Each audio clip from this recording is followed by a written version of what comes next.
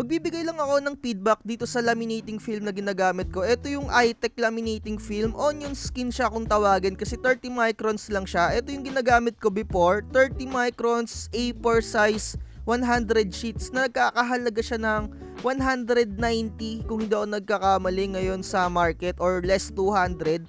Medyo ito ay hindi ko na may sasuggest sa inyo etong iTech laminating film na to na pang calling card. Sobrang nipis niya. UP lang siya ng konti, ang pangit na nung output niya. Kapag nilalaminate mo siya, yung output niya hindi siya smooth. Madalas meron siyang tiklop or na UUP siya, hindi smooth pagka laminate. So eto, base sa experience ko, medyo iwasan nyo na to, napangitan ako dito. So pinagtsatsagaan ko na lang to dahil sayang. Ini-insure ko sa client ko na hindi ko ibibigay sa kanila yung may mga UP. Kung may mga UP akong naibigay sa inyo, no, pasensya na lang din. Pero ito, wag yun nang gamitin etong iTech na to. So, ayun nga, base sa experience ko, ang pangit nung output niya, madalas nagiging error, natitiklop, automatic, kahit na maayos naman yung pagkakalaminate mo sa kanya, yung ginawa mo, tama naman.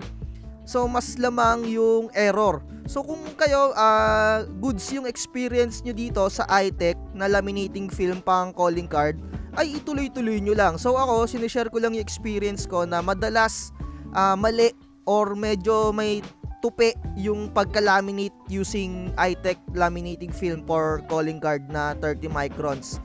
So, yun yung pinaka-feedback ko using iTech calling card na yan. So far, auto-pass na ako dyan sa iTech. So mag-move forward tayo sa ginagamit ko ngayon. Ito yung Yasen.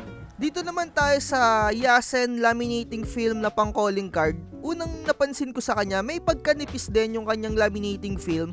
Pero ang pinaka nagustuhan ko sa kanya, yung kanyang texture, hindi siya kaparehas na itong iTech na sobrang, alam mo yung pagkanipis ng onion skin talaga yung datingan.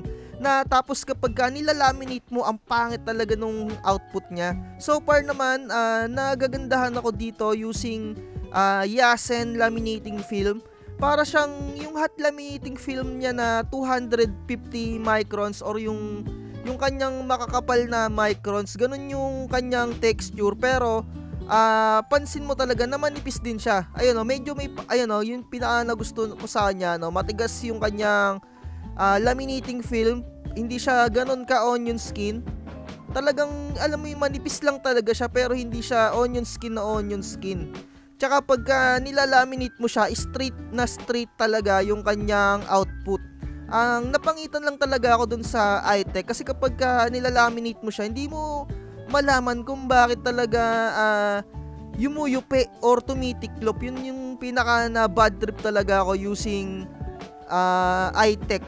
So eto, so far so good ako dito sa Yasen. So lifesaver talaga tong Yasen number 1. So ayun, kung anong feedback nyo sa iTech or Yasen, comment down below.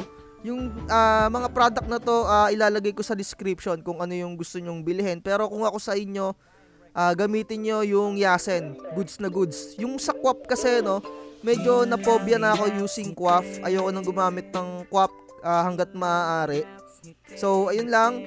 Ang presyo nga pala nitong Yasen, medyo may pagkamura siya. 150 kung hindi ako nagkakamali. So, ayun lang. Chill lang, relax, ngiti.